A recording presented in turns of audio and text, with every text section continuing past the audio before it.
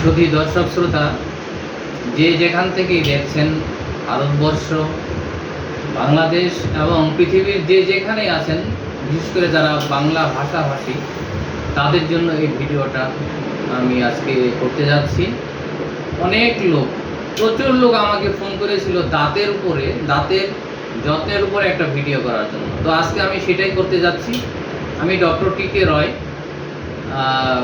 আপনাদেরকে সবাইকে আমার আন্তরিক ধন্যবাদ দিয়ে এখনই আমি শুরু করছি। দাঁতের যত্ন, দাঁত তো ছোট সময় থেকে অরিজিনালি যত্ন নিতে হয়। বড় হয়ে দাঁতের যত্ন নিয়ে আর কোনো লাভ হয় না, কেননা দাঁত যখন প্রথম শুরু হয় তখনই অরিজিনালি যত্ন নিতে হয়। দাঁত মোটামুটি আমরা দেখতে পারি যে 7-8 মাস, কারো 9-10 মাসের পরে থেকে দাঁত ওঠা শুরু হয়ে যায়। তো তখনই কিন্তু আমাদের দাঁতের যত্ন নিতে হয়। বিশেষ করে অরিজিনালি এটা আমাদের মায়ের পেটে যখন বাচ্চা থাকে তখন থেকেই এটাকে যত্ন নিতে হয় বাচ্চার দাঁতের ব্যাপারে। বিশেষ করে ক্যালসিয়াম ডিফিসিয়েন্সির জন্যই অরিজিনালি দাঁতের প্রবলেমগুলো হয়। তো বিশেষ করে তারপরেও যদি দাঁতের যত্ন নেওয়া যায় তাহলে পরে দাঁত কিন্তু সঠিক সময়ে থাকে এবং সঠিকভাবে থাকে। প্রথম দিকে বাচ্চা জন্মের পর মায়ের বুকের দুধ পান করি। তো বুকের দুধ খাওয়ার পর আমরা দেখি কি কোনো মা, বিশেষ করে আমি দেখেছি যে শিক্ষিত অশিক্ষিত সবাই দেখি ওই বাচ্চার দুধ খাওয়ানোর পরে বাচ্চার কেউ আর মুখে একটু জল দেয়, মুখে জল দেয় না, যার জন্য দুধটা মুখে থেকে যায়। সেই দুধটা মুখে পচে ফাঙ্গাস আক্রমণ করে। ফাঙ্গাস আক্রমণ করলে পরে তারপরে আস্তে আস্তে সেই দাঁতগুলো ফাঙ্গাসে অ্যাটাক হয়ে ক্ষয় হতে থাকে। কারো কারো বাচ্চাদের দাঁত কালো হয়ে যায়।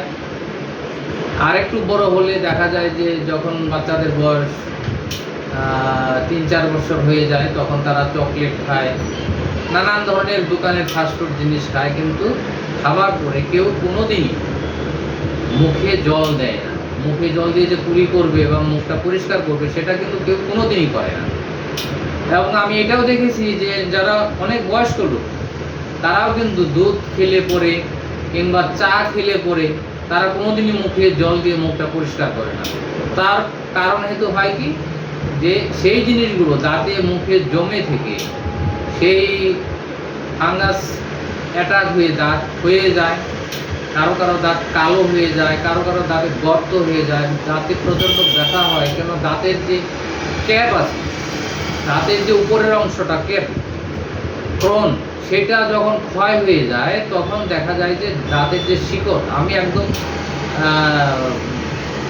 মানে গ্রামীণ লোক থেকে যেন সবাই বুঝতে পারে আমি সেইভাবেই বলছি। দাঁতের যে শিকড় থাকে সেই শিকড়টার দাঁতের কোরণটা ক্ষয় হয়ে গেলে সেটা ভিতর দিয়ে বের হলে পরে হয় কি, তখন জল খেলে পরে জলটাও দাঁতে ধরবে, শিরশির করবে, তখন আর কোনো উপায় থাকে না।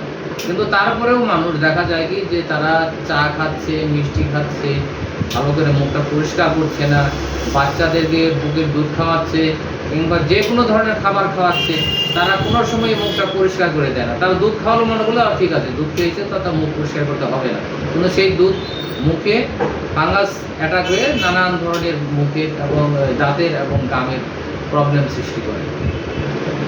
আর একটা জিনিস হলো, আমরা সব সময় পেস্ট দিয়েই দাঁত মাজার চেষ্টা করি। ইদানিংকালে সেটা আমাদের একটা রেওয়াজ হয়ে গেছে। অরিজিনালি পেস্টের মধ্যে কিছু কিছু ইনগ্রেডিয়েন্টস থাকে যেগুলো দাঁতের জন্য প্রচণ্ড খারাপ, সেটা আমরা বুঝতে পারি না। দাঁতে ব্রাশ নিয়ে একটু পেস্ট লাগিয়ে আমরা ঘুরো ঘুরে দাঁত ব্রাশ করতে থাকি, সুন্দর করে ফেনা বের হয়, আমরা মনে করলো বা সুন্দর, আমাদের দাঁত প্রচণ্ড ভালো পরিষ্কার হয়ে গেছে। না, দাঁত পরিষ্কার হয়ে গেছে সেটা ঠিক আছে, দাঁত ব্রাশ করতেও আপনি খুবই আরাম পেলেন, কিন্তু না, ওভাবে দাঁতের প্রচণ্ড ক্ষতি হয়। পরবর্তীতে যারা পেস্ট নিয়ে ইদানিংকালে গবেষণা করছেন তারা বারবার বলছেন যে পেস্ট দিয়ে যেন দাঁত মাজা না হয়, কারণ দাঁতে পেস্টে এমন কিছু ইনগ্রেডিয়েন্টস আছে সেগুলো পরবর্তীতে ক্যান্সার হওয়ার মতো ঝুঁকি থাকে। আর আমরা ইদানিংকালে আমি দেখছি কি যে ছেলেমেয়েরা কেউ শক্ত খাবার চিবিয়ে খায় না। সব একটা আনারস একটা আম খেতে গেলেও তারা রস করে চিবিয়ে রস করে সেটা খায়, কিন্তু না, এটা কোনো সময় করবে না বাচ্চাদের, এটা কোনো সময়ই করবেন না। বাচ্চাদেরকে শক্ত কিছু চিবিয়ে খাওয়ার চেষ্টা করুন। চিবিয়ে খেলে পরে দাঁতের একটা এক্সারসাইজ হয়, সেই দাঁতের এক্সারসাইজের জন্য দাঁতের গোড়ায় যে রক্ত চলাচলটা সেটা সবসময় অব্যাহত থাকে, যার জন্য দাঁত সচল থাকে। এটা আপনারা অবশ্যই করবেন। শক্ত খাবার, বিশেষ করে চিরা, বিশেষ করে আখ যেমন চিবিয়ে রস খেতে হয়, আমরা আখ তো চিবিয়ে এখনকার ছেলেমেয়েরা কেউ খায় না, আখ রস করে তারপরে সেটা খায়। চিরা কেউ তো এখন খেতেই চায় না, শক্ত কিছু খেতেই চায় না। এটা একটা মারাত্মক, মানে কি বলবো, এটা খুব খারাপ দিক ভবিষ্যৎ প্রজন্মের জন্য। আপনারা আমাদের একটা ট্রেডিশন হয়ে গেছে সকালে দাঁত ব্রাশ করা, এটা আপনারা করবেন না। আপনার শোয়ার আগে, আপনারা খাওয়া দাওয়ার পরে শোয়ার আগে ব্রাশ করে শোবেন। কেননা আমি এই জন্যই বলছি যে সারাদিন আমরা যা কিছু খাই সেটা দাঁতের ফাঁকে ফাঁকে লেগে থাকে। রাত্রের খাবারটাও সেই একই অবস্থা, কিন্তু আমরা যদি রাত্রিবেলা দাঁত মেজে না শুই, দাঁত ব্রাশ করে না শুই, তাহলে হবে কি সারা রাত ওই ফাঁকে ফাঁকে যে খাদ্য কণাগুলো ঢুকে আছে সেগুলো সারা রাত পচে ওগুলো ইনফেকশন হয়ে যাবে দাঁতে। তো আমরা তো সেটা করি না। আমরা করি কি যে হ্যাঁ, সারাদিন খেলাম, রাত্রে খেলাম, খাওয়ার পরে শুয়ে পড়লাম, মুখ কীভাবে পরিষ্কার করলাম আমরা সেটাও দেখি না। সকালে উঠে ব্রাশ করে, আরে বাবা সকালে উঠে কেন ব্রাশ করবো? ব্রাশ তো আমার রাত্রি করা দরকার, কেন সারা রাত কেন আমি এই খাদ্য কণাগুলোকে আমার মুখে পচাবো? সেই খাদ্য কণাগুলো পচে গিয়ে মুখের মধ্যে একটা বাজে রোগের সৃষ্টি হয়। তো আমি এইটুকু বলবো যে আপনারা দাঁতকে সুস্থ রাখতে হলে আপনারা রাত্রে শোবার আগে অবশ্যই দাঁত ব্রাশ করে শুবেন। সকালে উঠে আপনি ব্রাশ করতেও পারেন, নাও করতে পারেন, শুধু জল দিয়ে মুখটা কুলি করে নিলেই যথেষ্ট। সেটা আপনারা একদিন ব্রাশ করে দেখবেন রাত্রিবেলা শোয়ার আগে, আপনাদের জল দিয়ে মুখটা কুলি করলে পরে কত ফুরফুরে লাগে।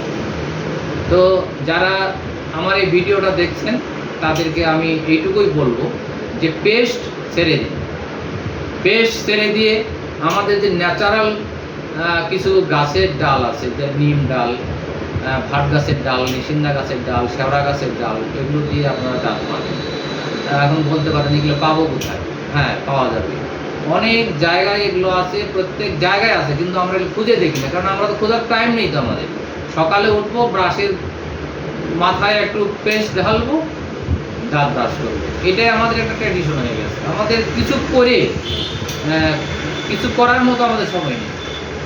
তো আমি সেই জন্যই বলবো, যেমন আপনার হাতের কাছে আরেকটা জিনিস আছে, আমাদের এখন আরেকটা কথা চলে আসছে যাওয়া, যে আপনার স্বাস্থ্য আপনার রান্নাঘরে, আপনার স্বাস্থ্য আপনার রান্নাঘরে।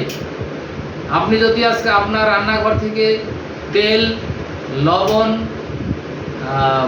আটা, চিনি এগুলো সরিয়ে দেন, তাহলে দেখবেন যে আপনি মানে 30% 40% রোগ আপনার এমনি সরে যাবে।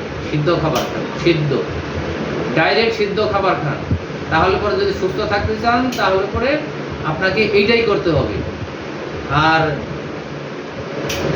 দাঁতের কথা যেটা বলছিলাম, দাঁত ব্রাশের কথা, তো আপনারা দাঁত ব্রাশ করবেন সেই হলুদ, তার সঙ্গে বিট নুন, তার সঙ্গে কয়েক ফোঁটা সরিষার তেল, তার সঙ্গে কয়েক ফোঁটা লেবুর রস নিতে পারেন। এই 4টা ইনগ্রেডিয়েন্টস এখানে করে আপনারা রেগুলার দাঁত পরিষ্কার করেন, দেখবেন যে দাঁতে কোনো ধরনের রোগ হবে না, এবং থাকলেও সেটা ভালো হয়ে যাবে। আমি এটাই বলছি যে এই 4টা ইনগ্রেডিয়েন্টস মিলিয়ে সেই রান্নাঘর থেকে আপনারা ট্রিটমেন্ট শুরু করুন, আপনাদের দাঁতের কোনো ধরনের প্রবলেম থাকবে না। আমি কথা দিচ্ছি আপনাদেরকে, আপনারা 1 মাস করুন, এই ভিডিও দেখে আপনারা 1 মাস করুন। 1 মাস করার পরে আপনারা আমাকে ফোন করে বলুন যে ডাক্তারবাবু আপনি যে বলেছিলেন আপনার কথা মতো কাজ করে আমাদের কোনো উপকার হয়নি, সেদিন আমি আপনাদের সঙ্গে তার জবাব দেব। আমরা শুধু 1 মাস করুন, এটা আপনাদেরকে আমি বলছি। আপনাদের ভালোর জন্য বলছি। তো বাচ্চাদের আখ খাওয়ান, সেটা আখের রস না, আখ গোটা আখ অথবা কেটে কেটে ছোট ছোট টুকরা করে দেন, ওরা চিবিয়ে চিবিয়ে খাক। বাচ্চাদেরকে চিরা, কাঁচা চিরা বা ভাজা চিরা খাওয়ানোর চেষ্টা করুন, চিবিয়ে চিবিয়ে খাবে। তা না হলে কিন্তু বাচ্চাদের ভবিষ্যৎ খুবই অন্ধকার। আমি দেখেছি অনেক বাচ্চারা আমার কাছে আসে এই 5-7 বছরে, তাদের দাঁত খুয়ে খুয়ে, বাংলা কথায় যেটা বলা হয় পোকা ধরে একেবারে দাঁতের অবস্থা বিশ্রী। কেউ দাঁতের ব্যথায় ভুগছে, কেউ চিল্লাচিল্লি করছে, মানে একটা বিরাট ব্যাপার স্যাপার হয়ে যায়। তো আমি এটাই বলবো যে আপনারা দাঁতকে সুস্থ রাখুন, সবাই সুস্থ থাকুন। আর যদি আমার এই ভিডিওটা আপনাদের কাজে লাগে তাহলে পরে অবশ্যই লাইক কমেন্টস করবেন এবং সবার মাঝে যারা যারা বন্ধু বান্ধব আত্মীয় স্বজন দেশে বিদেশে আছে সবার কাছে শেয়ার করবেন, এটা আমার রিকোয়েস্ট। আর যদি সাবস্ক্রাইব করেন তাহলে পরে যে ভিডিওটা আমি বের করব সেই ভিডিওটা সবার আগে আপনি পেয়ে যাবেন। আজকে আর দীর্ঘায়িত করছি না, সবাইকে অসংখ্য ধন্যবাদ দিয়ে এখনই শেষ করছি। ধন্যবাদ।